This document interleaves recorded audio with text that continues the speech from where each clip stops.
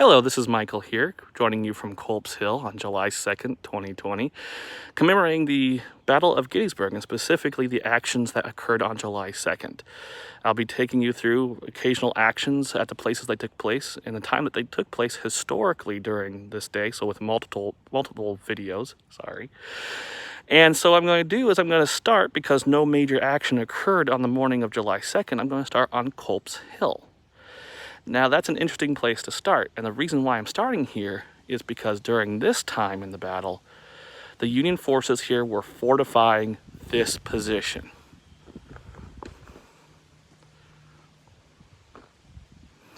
Now, why fortify Culp's Hill? Culp's Hill is the key to Cemetery Hill. And in the words of Lieutenant Meisenberg of the 11th Corps, Cemetery Hill is the position at Gettysburg. You control Cemetery Hill, you control the battlefield. Therefore, both sides either want to take or hold it. And so in order to take Cemetery Hill, you may have to take Culp's Hill. The Union forces up here realize that here on the morning of July 2nd. And they're going to start to fortify their position. It's a position, it's a kind of an idea that's not too popular with their commander. The division commander of the 2nd Division of the 12th Corps, a man by the name of John W. Greene. John W. Greene is not a professional military man, even though he does have service in the U.S.-Mexican War. He will serve before the war as a mayor of San Francisco, so shout out to my San Francisco people out there. And he will serve as the pre-war governor in Kansas before the war. A politician by trade, an interesting man in a lot of ways, a kind of an adventurer. The man's an interesting guy. And so I'm going to take you on a little walk over here because he's right here. This is a statue to him. John W. Greene. Now, John W. Greene is going to get into a disagreement with his chief subordinate, a man by the name of George Sears Greene. Nicknamed Pap, Greene has to be the oldest general on the field at Gettysburg. He was born in 1801. Now, if you are doing math, that makes him in his early 60s by the time of the Battle of Gettysburg. George Sears Greene comes from an illustrious family in Rhode Island. He's born into it. He's related to the Revolutionary War General Nathaniel Greene, and he will attend West Point, where he will graduate in the class of 1823. He will serve in the United States Peacetime Army of that moment, going around and serving at different outposts. And in one of those outposts, he's going to invite his first wife, and his children to come and live with him. Well, as soon as they do that, disaster will strike. And Greene's wife and children, all in one winter, are going to perish on that post.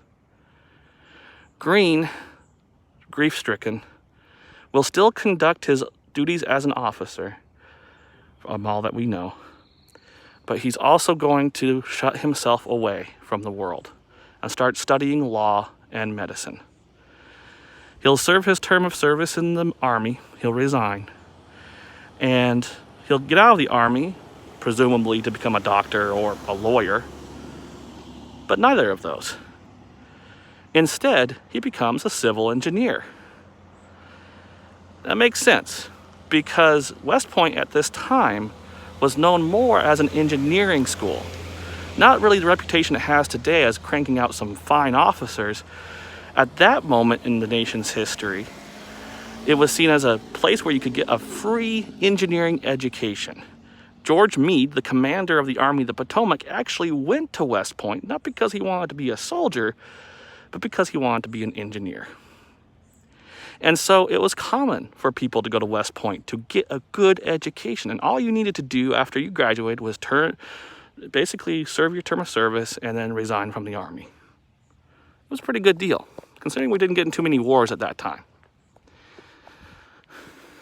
So what happens? Well, Greene becomes a civil engineer. He does not fight in Mexico, like a lot of his West Point classmates will, and other West Pointers will. He won't participate in that. And he will, in fact, when the war starts in 1861, the Civil War, he will not join up initially. He will, in fact, wait until 1862. Well, there he will take command of a regiment, and due to his experience and his competency, he will quickly be promoted. He'll command a brigade, and then, at times, a division, even at the Battle of Antietam, but then he'll command a brigade here at Gettysburg. Well, Greene has this disagreement with Geary, his boss.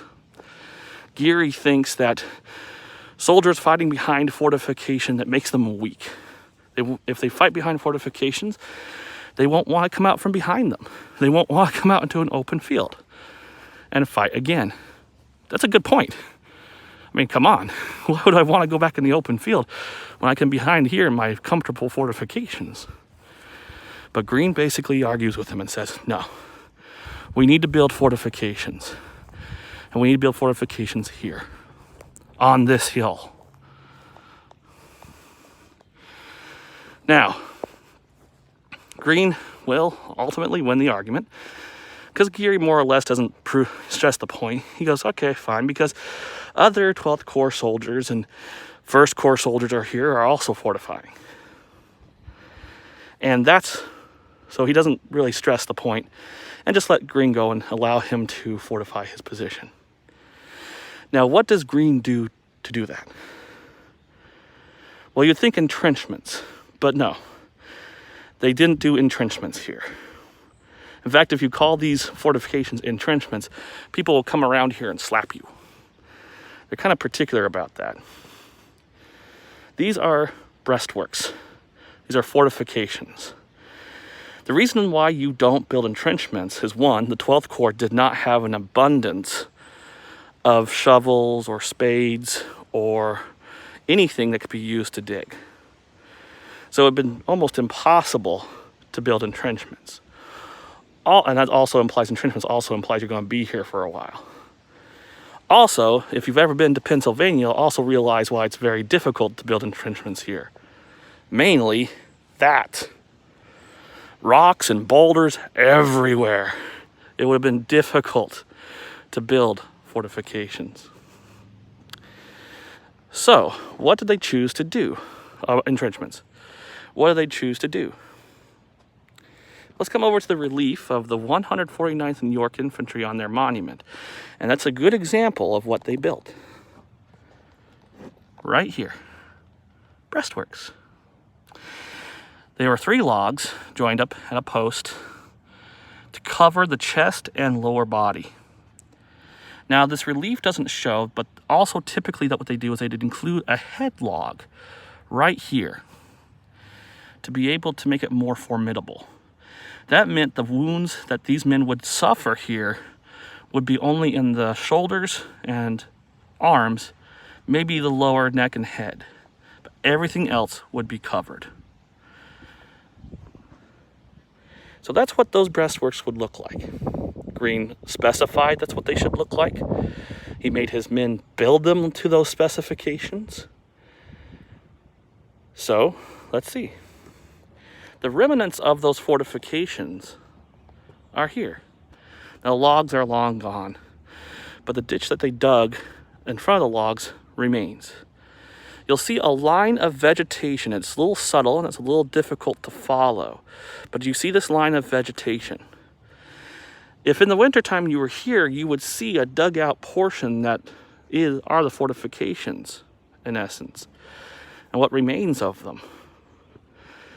And if you go down here, it's a better view from this side as well, going past the 122nd monument on my right, 122nd New York. You look down there as well, and you'll see that line of vegetation stretching on. Now, those aren't the original fortifications. Those were actually rebuilt by the Civilian Conservation Corps in the 1930s. Now, what do you think the men thought of this? They were here, and it's hot right now. I'm sweating. It's hot that day as well.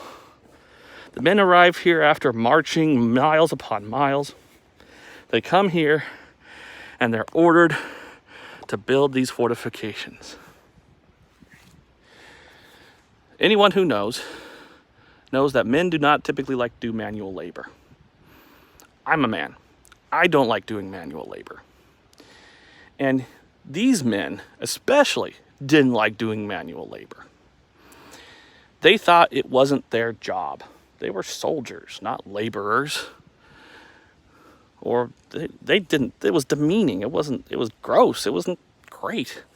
They groused, they complained, and for hours, in the morning hours and late and early afternoon hours of July 2nd, they would build these fortifications, but not happily, okay? And in the end, though, by the end of the battle, they would come to appreciate the value of these fortifications. But that's a story for a different time and later on. So thank you for watching if you happen to stumble upon this video, and I'll catch you later.